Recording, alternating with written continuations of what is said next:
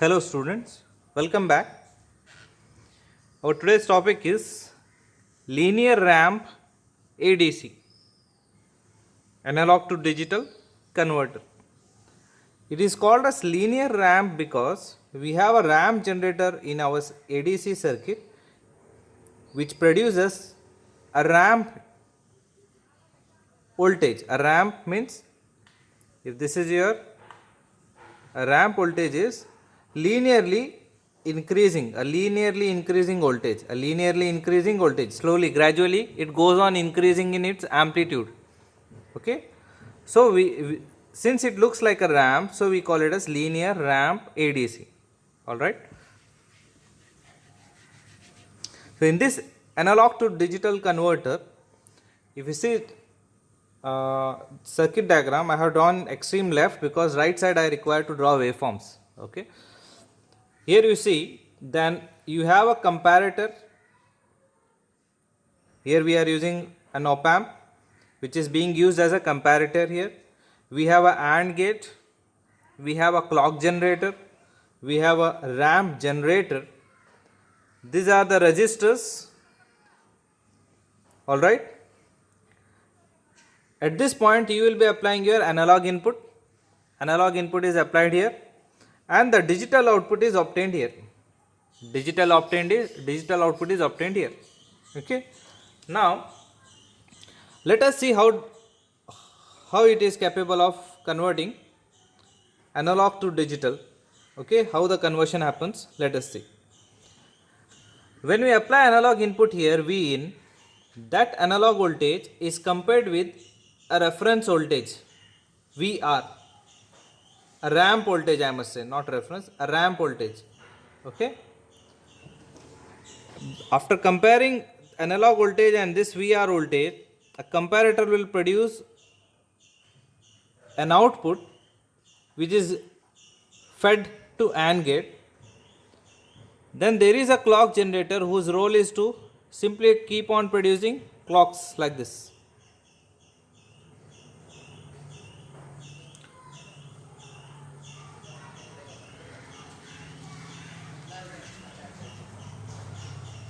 It keeps on producing clocks. So after producing these clocks, it is fed to your AND gate. So when both the inputs for this AND gate is high, AND gate will produce an high output which is given to register. Register job is to count the bits, count the output of AND gate and convert it into a number which is your digital output. All right, we'll go in detail. Okay, how the register will come to know that this is the digital value. Okay, how it will call, how it is capable of counting clock pulses. All right, so let us draw its waveform, then it will be more clear. See here, let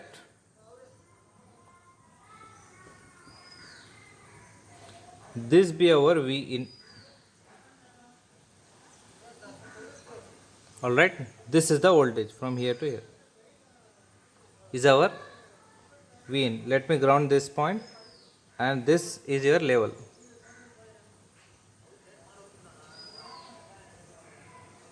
This is your level. Straight.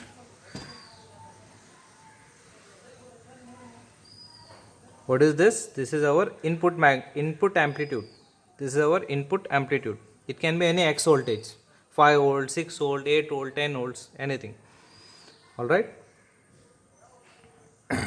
We don't know how much it is. Now, this is your zero line. This is your zero line. Now, what is VR? I will tell you. The ramp voltage. The ramp generator will produce a ramp which is continuously increasing,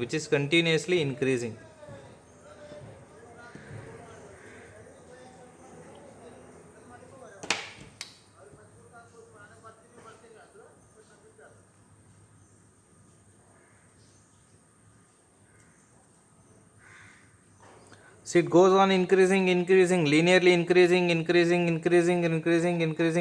like this. It will go on increasing.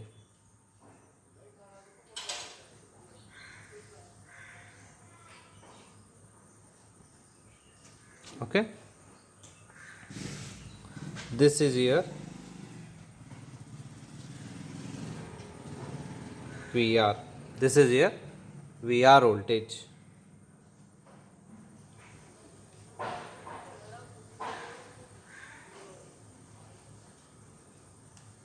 All right. Yeah.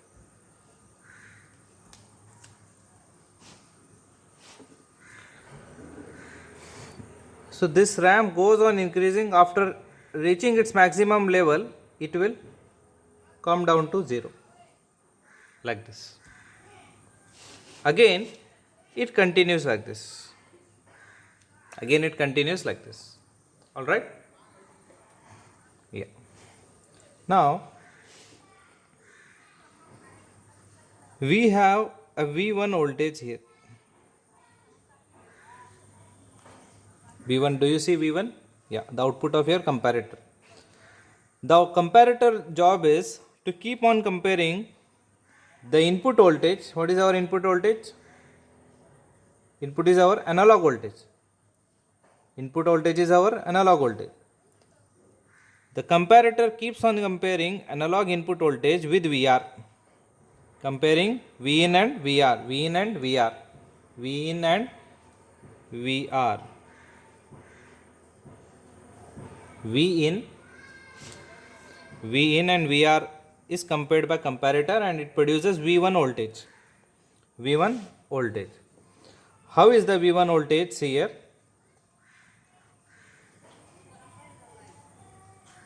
Let me show V1 voltage here at this point. We'll take blue pen. Let this be a V1. Okay. Yeah. When there is no input applied, the V1 will be at 0. When there is no analog input applied, the V1 voltage will be at 0. Alright, it will be at 0. Alright, means low. When both the input is applied, means when VR and V in both input is applied to comparator will produce a high output. Isn't it?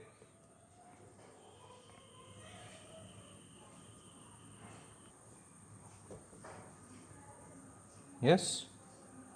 When both the input for comparator is high, means present, V1 comparator will produce a high output. See, high. How long it will produce? How long it will produce? See, what is this point? This is the point where the VR voltage is meeting your input voltage. Just see. The ramp voltage is meeting the input voltage. The input voltage is this, the dotted line, right? The dotted line is our input voltage. At this point, the VR voltage meets this, right? The intersection point is here. So this will change the status of your comparator.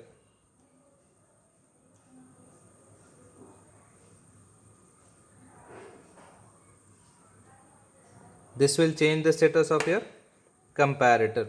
So let me use red pen for that.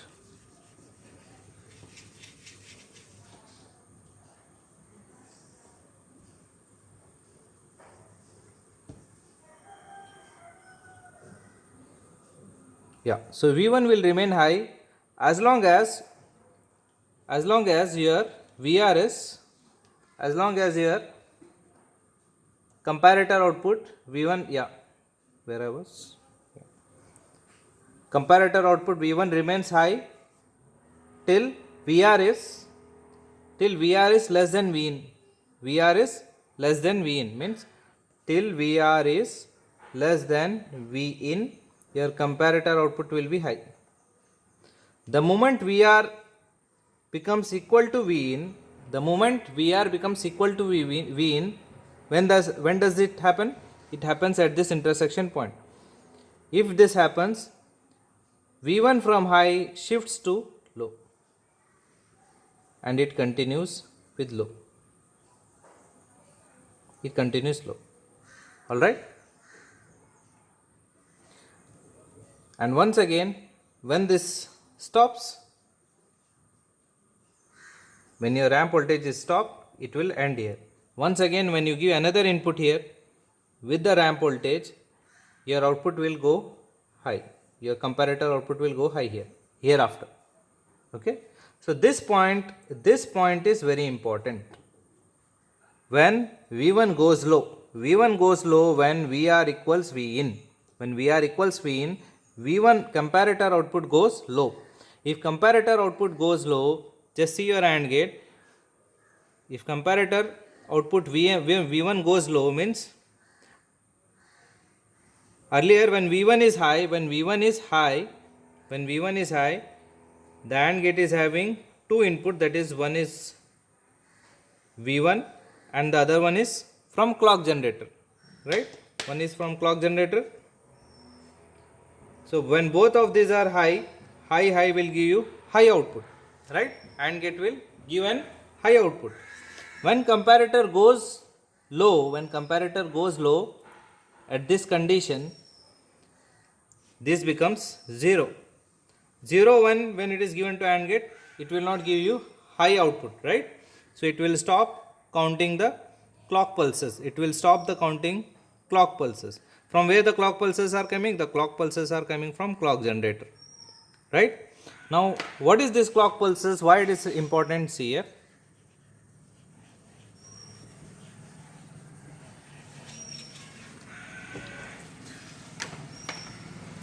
The role of clock pulses.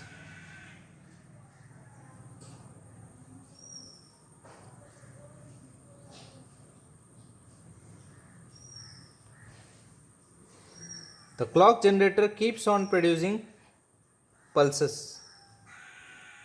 This clock pulses.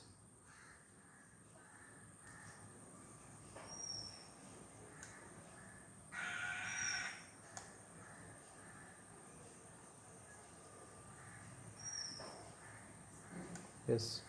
How long these clock pulses will reach?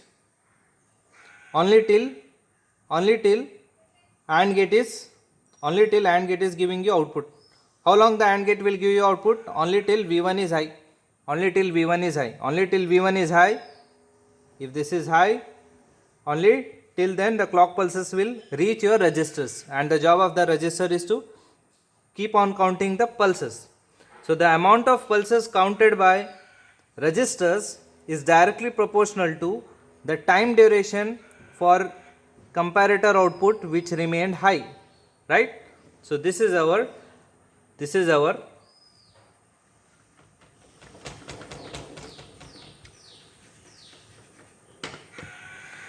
is T1. For time period T1, comparator output remained high, and for the same time the clock pulses were sent to the registers and it were counted. For time period T2,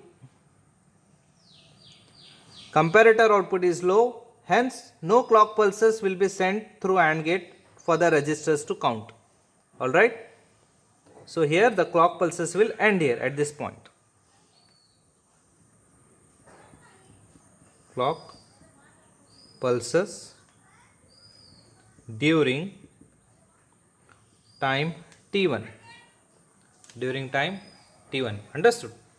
So if your input voltage is more, if I increase input voltage, then time T1 will increase. Try to understand. If our input voltage is increased, time period T1 will increase. Why time period T1 will increase? Comparator will remain on, means high, for more time. Then more number of clock pulses will be generated and fed to the registers. So more number of clock pulses means more the voltage. Understood? More the input voltage, more the time period, more the clock pulses counted, more the voltage. Understood? So the number of clock pulses will decide the digital output. Alright? And if I reduce this input voltage, time period T1 will reduce, the number of clock pulses will reduce, and your digital output will also proportionally it will reduce. This is how the conversion happens, linear, that is analog to digital. All right. Okay. We have another ADC, that is successive approximation ADC, another very important topic. Let me end this topic here and prepare another topic for successive approximation ADC. Thank you.